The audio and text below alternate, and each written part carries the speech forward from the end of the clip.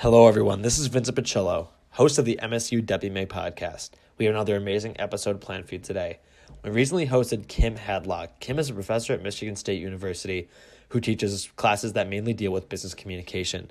She helps students to establish stronger connections to ideas, concepts, other people, and even within themselves. In addition to her roles in the classroom, she is the faculty advisor for the Spectrum Consulting Group and the Spartan Relief Initiative, along with working at Michigan State University's Russell Palmer Career Management Center. In today's episode, we talked about the importance of business and personal communication, key presentation skills, and so much more. So stay tuned.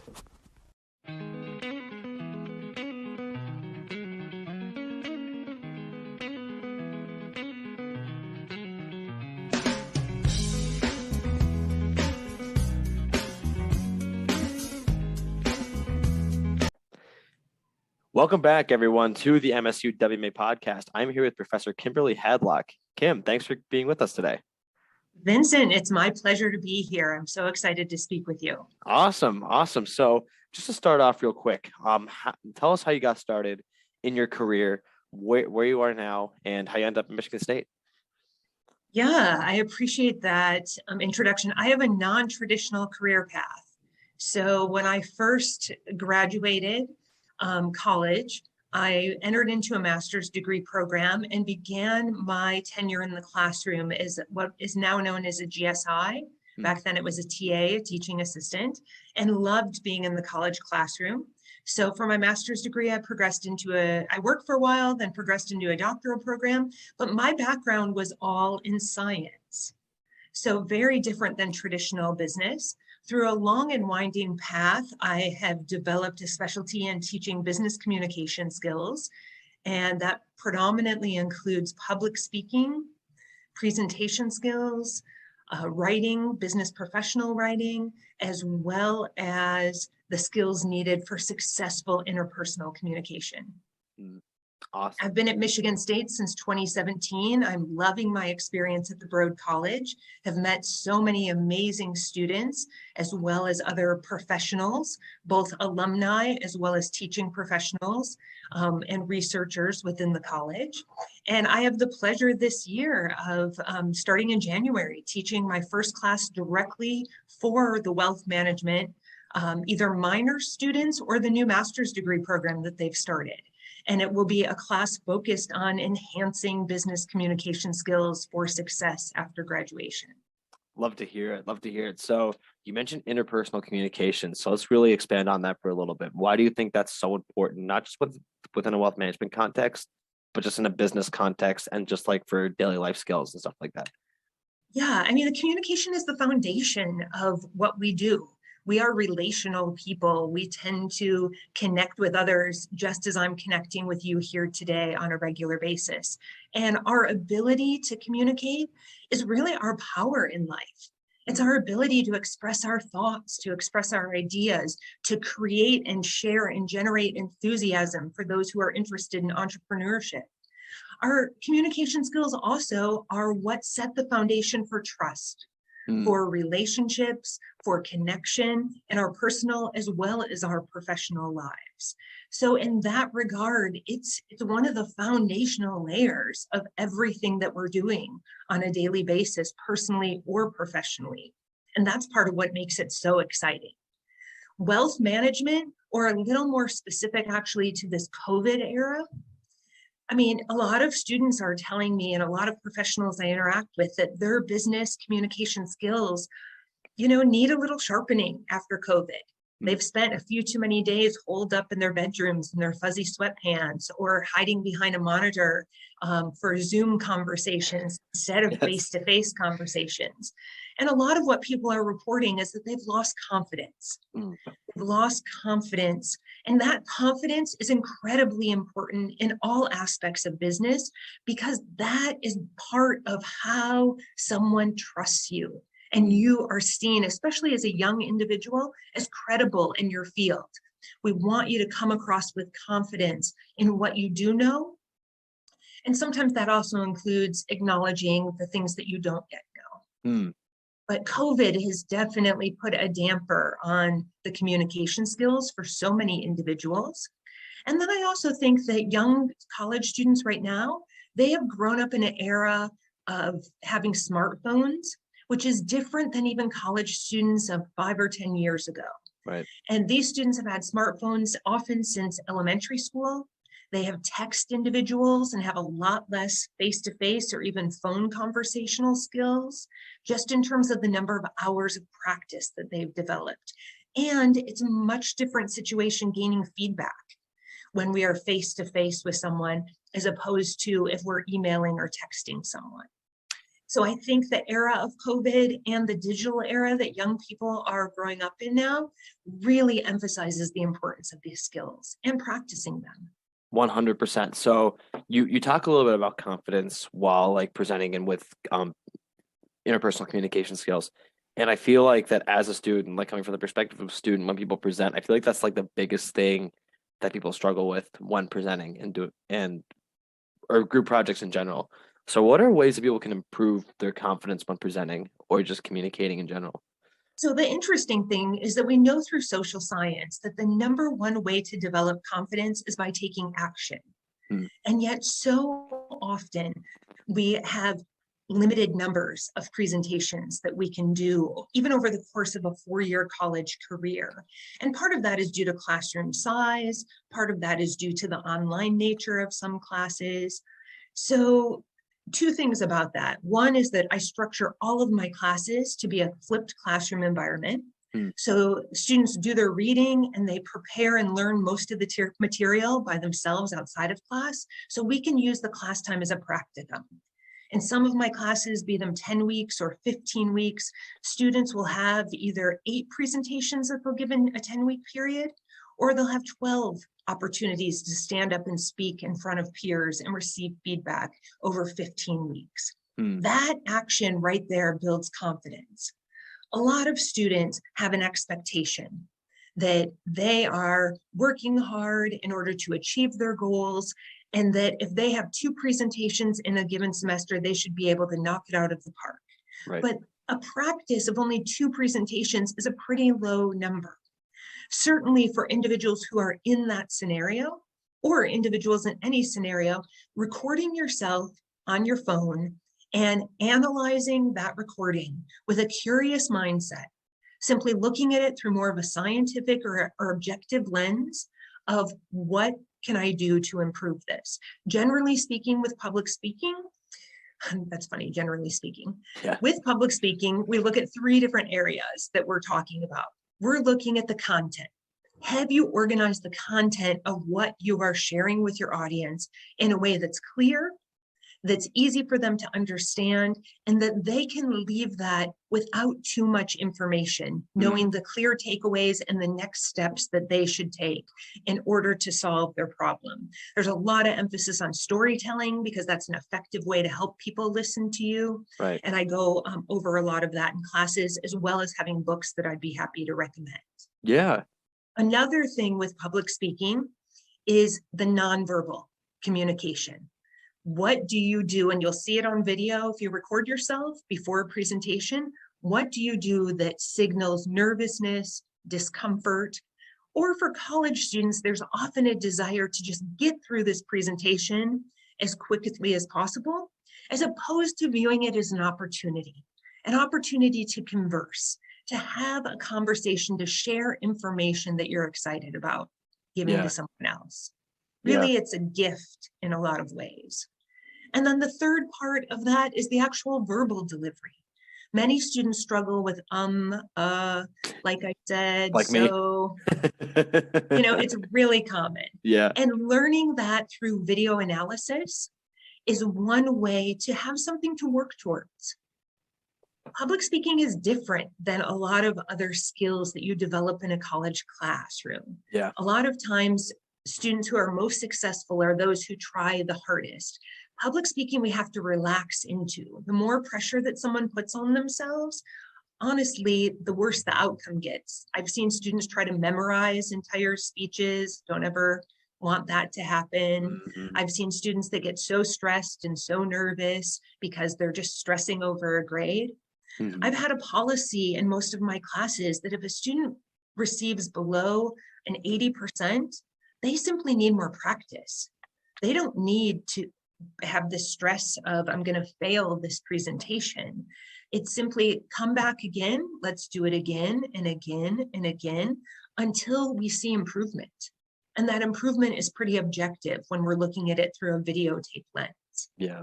Yeah. No, I really love how that instead of if you get a lower grade, it's just an opportunity for you to get better by practicing more. I think that's awesome. So Absolutely. yeah, That's what's needed. Other things, 100%. tests, they get lots of practice on, right? Papers, they get lots of practice on. Of course. It's not that I won't ever give a low grade. Don't want to give the wrong idea there. Yeah. But public Right. speaking is something that we tend to do worse if we're stressed about it. So let's just gain practice. And I will tell you, there have been a few Broad students who've needed to do 4 or 5 repeats in order to earn a grade that they're more satisfied with. Yeah, and you know, like I mean, I can say like for my writing and interpersonal experience, it's practice truly does make perfect. Like I remember I looked at a paper that I wrote in 8th grade and I thought it was the best paper that I ever wrote, but I'm like, man, I've come so far. Because like just like writing so many papers and doing so many presentations and speeches, like a lot of my classes at Broad are very group-based projects and with presentations and stuff like that, which I think is great because in most work fields you're going to be working in a group in some capacity. Absolutely. Group projects are a wonderful opportunity to gain experience with interpersonal communication and group dynamics. I think the other thing you touched on, though, Vincent, is the notion of maturity coupled with practice. Right. Because really our speaking, our presenting, and our writing is all a reflection of our thoughts. And as we learn to become stronger thinkers, more analytic, better problem solvers, as we expand our breadth of knowledge just simply through the process of living and having exposure in work situations, in business situations, as well as academic ones, we start to reflect that back in the way that we speak. And you as a college senior, I'm sure, have changed a lot since 8th grade. 100%. I mean, I would hope so, but yeah, no, Yeah. but so kind of going off what you were saying too about like different types of communication and when you were talking about the flipped classroom setup, have you always done that? Or was that something that just kind of developed into like you did the traditional method and then you switched to flipped classroom? Yeah, it definitely developed over the years. Prior to coming to MSU, I used to teach at the University of Michigan. And I first started using a flipped classroom setup there probably around 2013. Okay. I just found that it was a better use. Most students that I have had the pleasure of teaching are bright enough and motivated enough to read and take notes, especially if there's a quiz, at the start of class, and prepare on the material. Communication material is often different than calculus or something that needs an in-depth explanation, Right. Different types of accounting or spreadsheets. This is something that tends to be pretty straightforward that you can read in a book. It's really the practice of it that is so much more difficult. It's a lot of life skills. A lot of people, almost all college students that I talk to, tell me that they care about nutrition. They want to take good care of their health. 100%. But if I ask any of them, how many of you on a given day have eaten junk food or not gone to the gym and lazed around, it's a lot of them. So there's that disconnect between what we know and what we practice. Right. And with communication skills, it's the same thing. So being in a pressured situation where you're in a classroom of 20 to 40 individuals and having to break into small groups and stand up and present in front of them, or interact interpersonally with, say, we'll do a guided exercise for listening development. Right. And we'll essentially critique them. We'll have people in small groups of 6 individuals, 2 of them, one talking and one listening at a time, and then the listener repeating back what they noticed through that active listening drill, and 4 people observing it and seeing what they noticed and how was it different. It's a better use of time because it's a higher pressure situation that I believe helps students to prepare for their internships and their job experiences after college. Yeah, 100%. So in the wealth management field, we're meeting with people one-on-one, individual clients, husband and wives who, and then businesses maybe have 1 or 2 people come in. So you're presenting, instead of a group of people, you're presenting to like 1 to 2 people. Yeah. So how does the dynamic change with when you're doing it with one-on-one with people? What do you think are some things that people can take away from presenting to someone individually versus with a group? I don't think the dynamic changes a lot at Okay. all. Your content, you have to know what you're talking about. The active listening is incredibly important because you're talking about a dialogue as opposed to a monologue. It's Right. not just a wealth management person giving a presentation. This is interacting, and the active listening is incredibly important, as well as empathy, mirroring, gaining practice with generational differences, Right. really picking up on the nonverbal communication, because people who are in their 60s are going to have different nonverbal communication about entrusting their money to you than someone who's in their 20s. 100%. So there's a lot of learning on the communication end of things for wealth management that is different than some other financially related positions. Mm-hmm. That being said, there's also the tremendous opportunity to make a difference and grow through those interactions. Yes. And I think that there's a tremendous reward for that. It seems like most of the students that I've taught in the finance department who are interested in wealth management already come to this with strong people skills, Yes. already I come agree. to this with a desire of helping individuals and enjoying the process of conversing and connecting. So it's a little bit different than someone who might be interested in investment banking or mergers and acquisitions that wants more of an analyst role. Right. For those in wealth management, again, videoing yourself, and this is part of my class this upcoming semester, where people are videoed during a pretend client interaction, is going to be incredibly important because Yeah. everyone is different. Just like a basketball player, we look at the players on MSU's basketball team, they need to know their strengths and weaknesses. Yeah. Some of them are great three-point shooters. Some are great free throw shooters. Some are terrific with rebounding. Some have speed. Some have more control. Knowing yourself as a communicator and having a framework for understanding what your strengths are and what your challenges are is the key for moving forward. Yeah.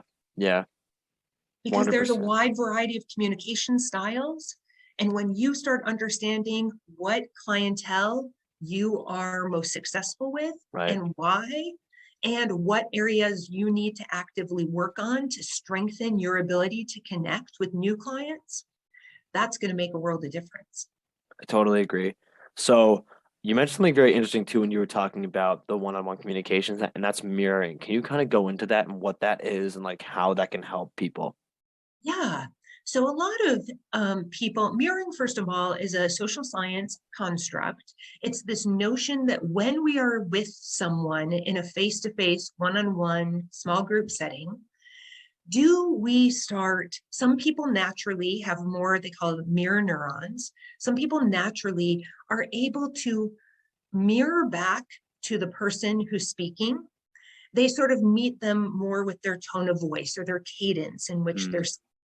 They might use similar nodding gestures or use words that your audience can hear that puts that other person at ease. Yeah. Some people, mirroring comes less naturally, and it's something they need to learn about and become attuned to.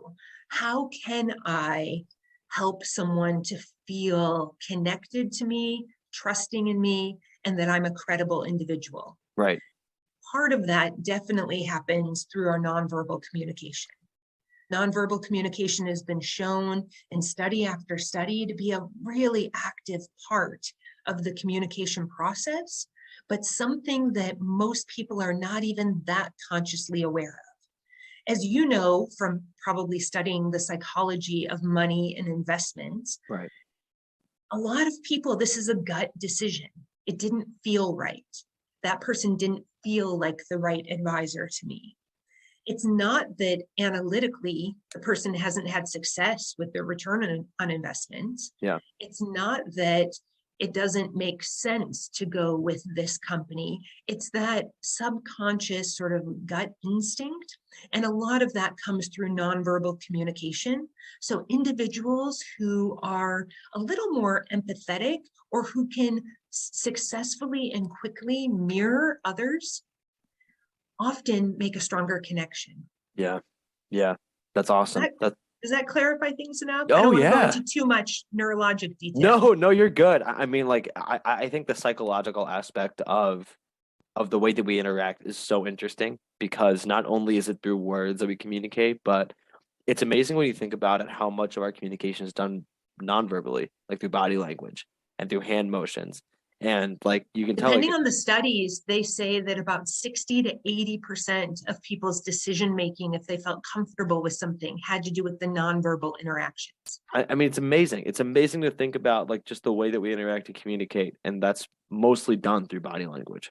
So Yeah. it's an amazing dynamic, and I always tell people that I think psychology and just knowing how the brain works, especially within the context of wealth management, is great Mhm. to learn because like then you get to understand like where people's fears might come from or why they might be nervous about this, why they might be confident in this, et cetera, et cetera. So it's just a really cool dynamic. Absolutely. In addition to teaching, I'm also a certified life coach, and it was terrific in my training on that to learn about the 6 basic categories of human fears and to have that framework for understanding why someone might be hesitant or fearful for change or investing, and to better be able to relate to individuals through that knowledge. Yeah. No, kind of describe that. That's an interesting point you bring up. Describe what it's like to be a life coach and like what that's like because I've heard like things about being life coach and it just seems so interesting to me. I found it fascinating. Through my years of teaching college students, I have noticed again and again that many college students would set goals for themselves. Mm-hmm. They would have a goal that they would want to achieve. And not all of the college students knew the small steps that they needed to climb towards reaching that goal. Gotcha. And a lot of my interaction, since I teach predominantly smaller classes and often have a mentorship role, is in helping to empower students to set goals that really utilize their strengths, because occasionally there will still be young individuals that have a goal that would not be easy or even very realistic for them to achieve given who they are and where their strengths and challenges lie at the Right. college. So I decided to pursue this in addition to my teaching. It was a long, interesting process. It's been fascinating. I work at Michigan State in the Broad College at the Career Center, doing career coaching a few hours a week in addition to my teaching. And then I also have private life coaching clients. Nice. And really, it's very practical. It's not psychology at all. It's more, if you were to come in, Vincent, and say to me, I'm feeling a little stuck. I don't know if I'm on the right path as a student or in my field of interest, I would say, if you could wave a wand, right, and in 90 days, have something change for your life to tremendously improve, what would that be? And interestingly, a lot of students will come in talking about career things, but waving that wand is about a totally different area of their life. Right. And sometimes when we address those things, an imbalance in their health and wellness, issues in their relationships, or even issues in terms of studying and having the motivation to create a successful career, we uncover the layers of some of the fears that are holding them back and are able to demonstrate a process to them of how to set small incremental goals that are going to help you to achieve what you're looking for. I love that because I think goal setting is so powerful. And because like I have my own goals set for myself and it's something that I constantly go to because like what it I, I'll say this. I was listening to someone I follow on Instagram. He's an influencer and he was talking about like goal setting and why it's important and he was saying how when you set a goal you have to think about your why. Yeah. If and he goes, Simon Sinek's work, right? exactly. Like if your why isn't good enough, then why are you pursuing it? Is it superficial? Is it something that just is not worth pursuing? Like these are the questions that you need to ask yourself when you are goal setting, and like make it, because if your passion isn't there, if your why isn't powerful, you're not going to be motivated enough to actually accomplish that goal. Absolutely. Having a clear understanding of why you're doing what you're doing, incredibly important. Most of the people that I work with for career coaching, they set the goals for themselves similar to you, but they find themselves getting stuck. Yeah, Like, I've set these goals, it makes sense. This is what I want to achieve, but I'm not taking the steps I need to move forward to achieving it. And they yeah, don't always understand why. So they need a little bit of support, a little bit of accountability, and often just a different framework for their thinking, because our thoughts are so important in helping us to reach those goals and really to create the type of life that we want for ourselves, career as well as personal lives. yeah. And so our thoughts are something that we can actively develop and shift and reframe and Right. change. And that's where a lot of our power lies. And not everyone knows or understands how to utilize that power. Yeah. Yeah. So how would you utilize that power? What are the steps that takes to utilize that? Ironically, I teach this in all my classes now, Vincent, because it's Nice. so popular. And so many students have expressed an interest and a need for this. Hmm. So I'll give you just a general example, right? With public speaking, there's something called the unconscious to conscious thought modeling process. It's taught at a lot of different life coaching programs. And we have a thought that pops into our head. And I'll give you an example. Hmm. A student might come to me and be like, I hate public speaking.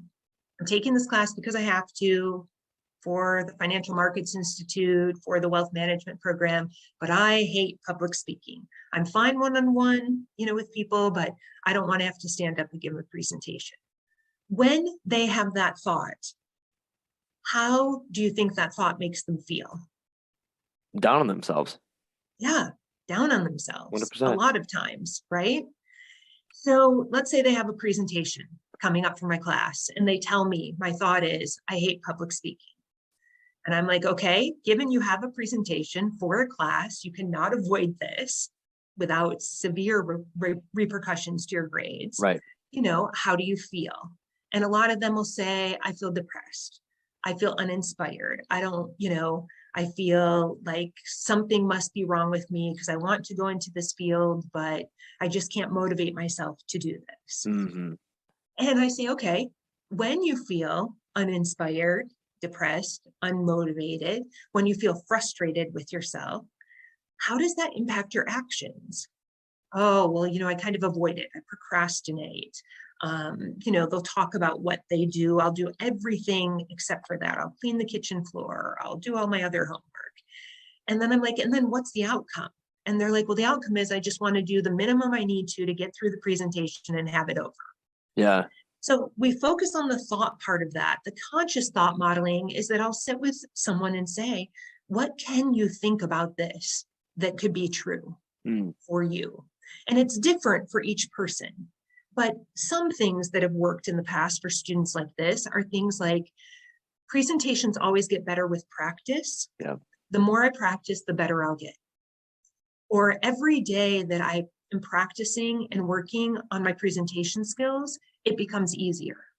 Yeah. Or every day that I practice and do homework in a presentation class, I become more comfortable and I learn something better that will help me to become a stronger presenter. Yeah. And when they start thinking those things, they don't feel so discouraged.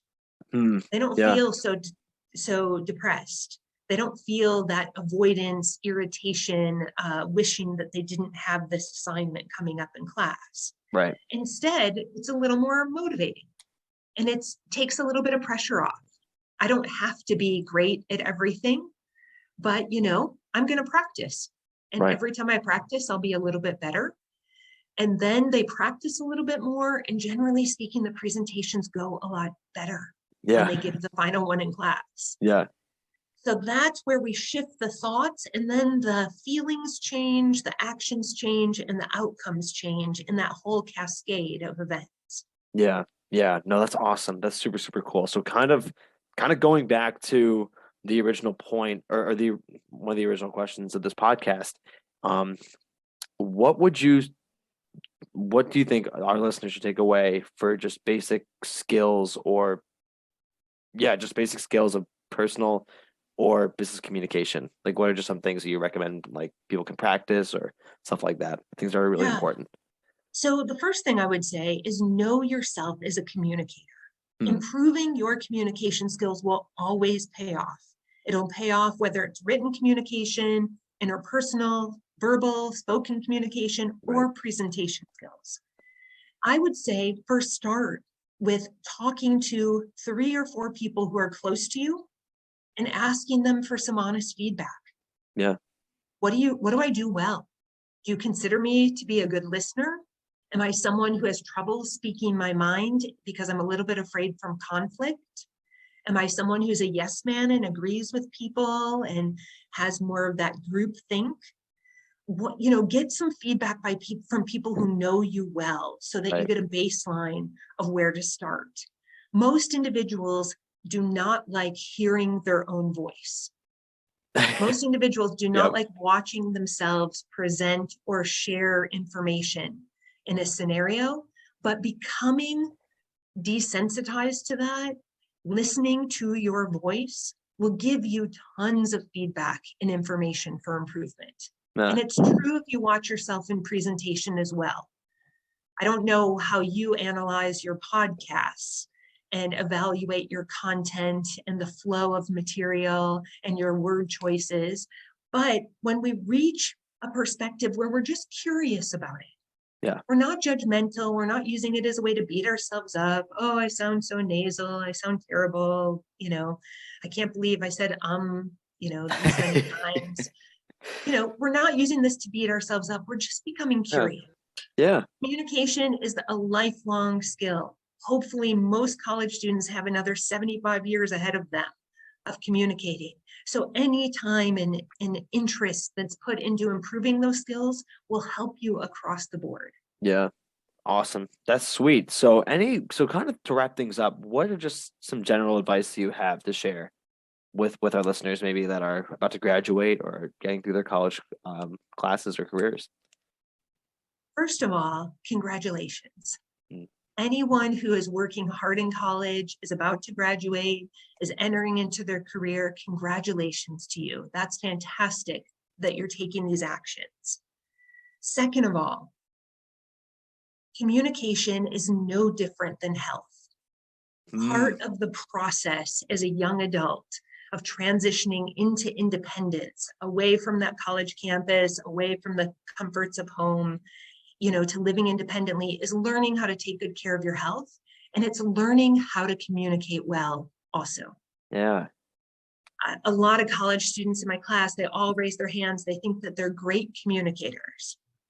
It becomes clear with not a lot of effort and just a little bit of video analysis and some written work that there is room for growth. So opening your mind to the possibility that you will continually grow your communication skills is another good place to start.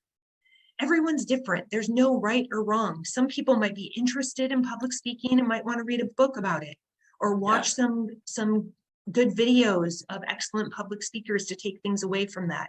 Someone else might be interested more of Dale Carnegie, how to win friends and influence people, or more persuasive communication. Someone else might be interested in a book like Crucial Conversations, something about conflict and how to deal with that. Some students are interested in negotiation and using their communication skills for influence in that way to have a mutually beneficial win-win situation.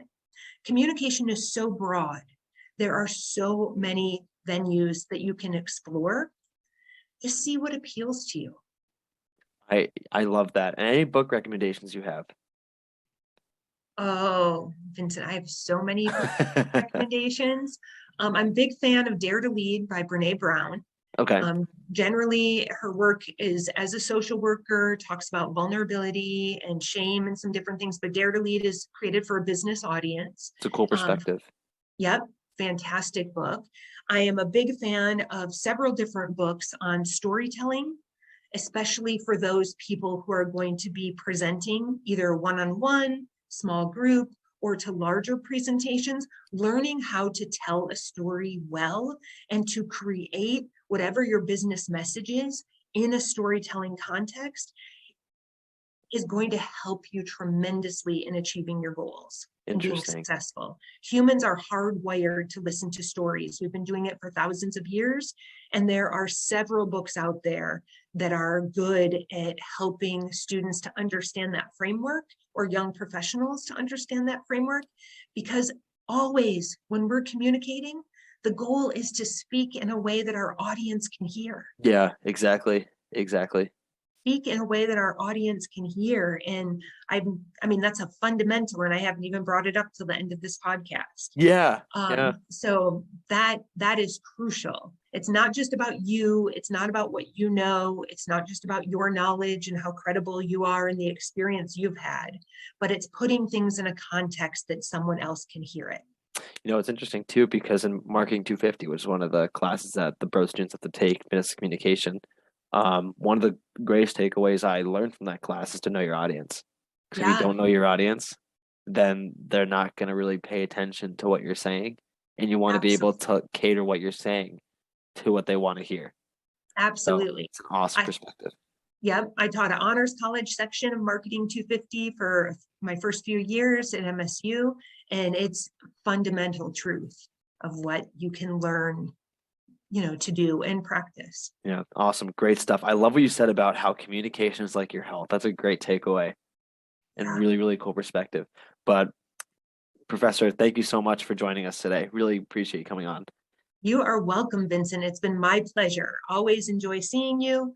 My pleasure to have the opportunity to talk to you and your audience as well. I just want to encourage anyone who's interested to reach out to me. I am open via email. You can make appointments with me at the Broad Russell Palmer Career Center via handshake. I'd be more than happy to sit and chat. We will also put all that information in the description below, so we will have that for you guys. Thanks again. Thank you. Yeah, take care. If you like what you just heard, please like, comment, and share. This is Lance Mullen, producer of the MSU WMA podcast.